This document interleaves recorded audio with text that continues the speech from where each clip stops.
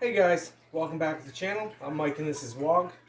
Guys, it's Sunday and I've now decided that Sundays is when I'll introduce my surplus for Surplus Sunday, guys. We'll make it the main event of the week, so to speak. Most of my viewers I've seen have been on Sundays and Thursdays, so Sunday nights, guys, I think from now on I'll make sure to bring out a surplus item to show us all. Today's surplus item, saw pouches. Alright, what's a saw pouch, guys? Well, SAW is an acronym for Squad Assault Weapon. So there were several in play, but I'm not really into guns, guys, so I'm not going to tell you all the different models and stuff like that. I will tell you some neat facts about these particular pouches in front of us, though. And I got the measuring tape out, just so in case you guys want to know the size of these, right?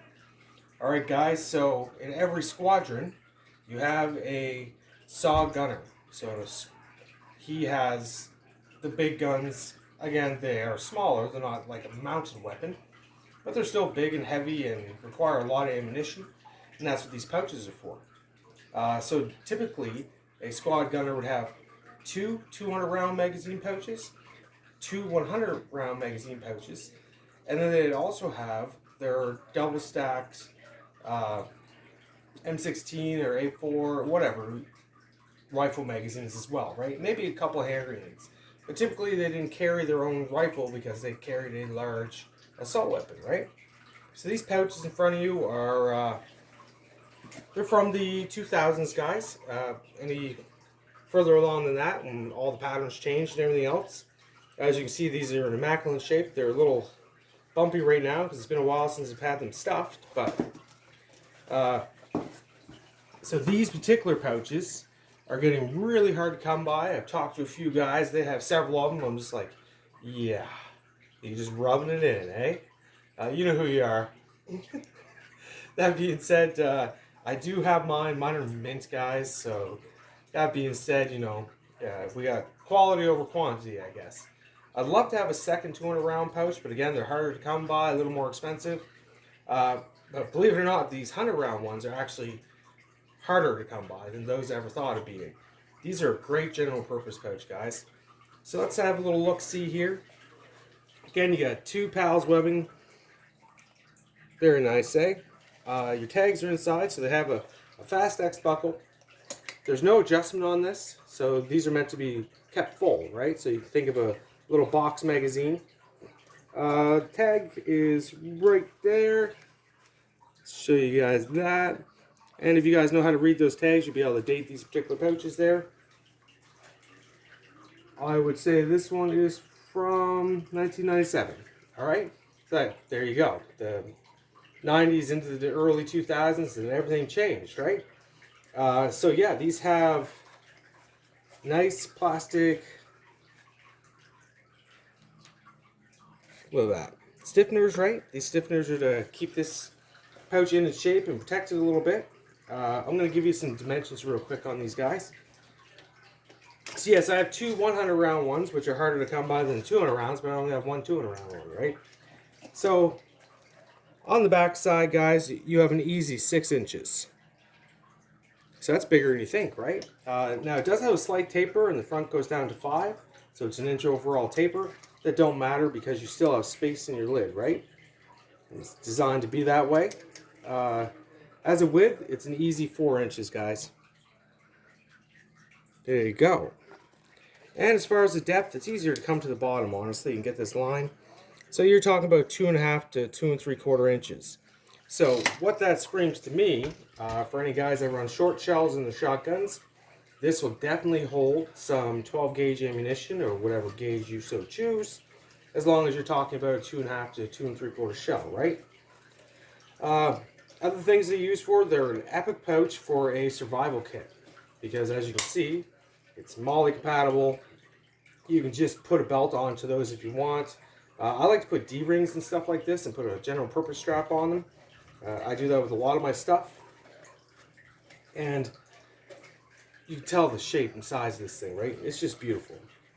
So again, you're on your FLC, your flick, the saw gunner would have two of these mounted as such, the two 100 rounds.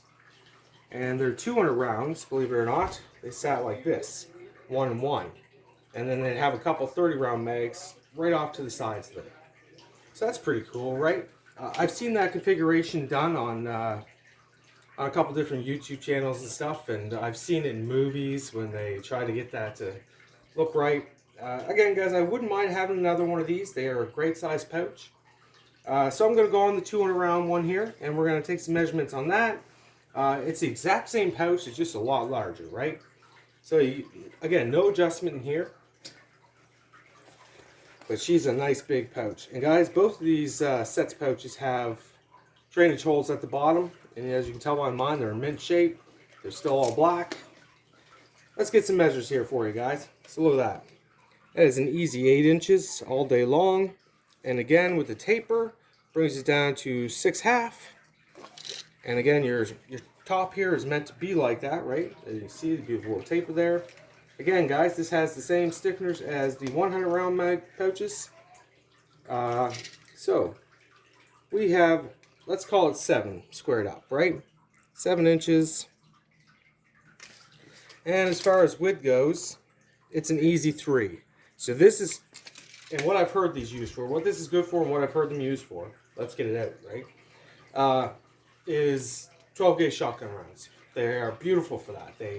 If you are into skeet shooting, duck hunting, anything like that, guys, you load this up 12 gauge rounds, you have all kinds, right?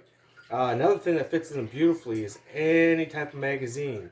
So again, guys, I'm not versed in my magazines and my stacks, but I have seen people put 7P mags in these. It's plastic magazines for like an M4 or something, or 5 larger size magazine, large caliber weapons, right?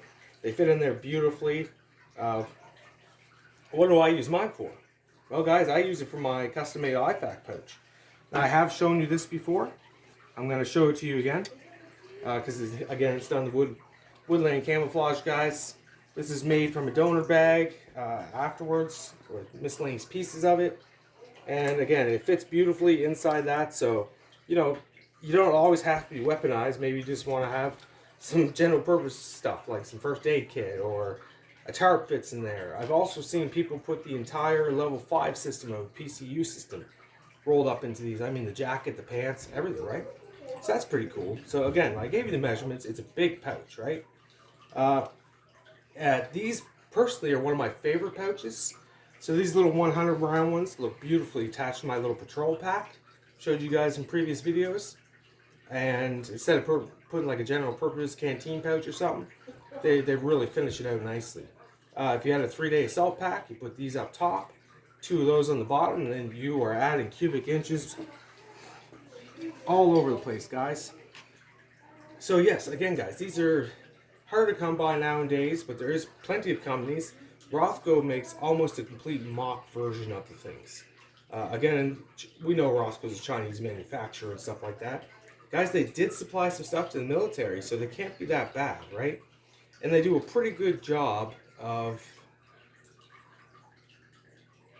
what's the word I'm looking for here? I'm like totally drawing a blank. Anyway, they mimic them, and they're pretty good if that's what you're trying to do, right? If you're just trying to make a kit look right, they come in a multitude of colors. And again, guys, these, as they went along, after the Woodland version, they pretty much just came out in ACU or UCP after that. And then they started making dividers and separate lid sides for them. So in case you were filming with magazines, so you didn't have to have them all exposed at once, so things didn't come out. But again, guys, I don't use mine for magazines. I use them for general purpose things and stuff. And I just like having them in my collection. And I think I will look into another one over time, and then I will put together a whole FLC for you guys, so you can see what a saw gunner looks like. Because I've shown you a rifleman's kit, I'd like to show you a saw gunner's kit. Alright guys, that's it for Surplus Sunday this week. Thanks for tuning in, guys. Like and subscribe, and we'll see you next time.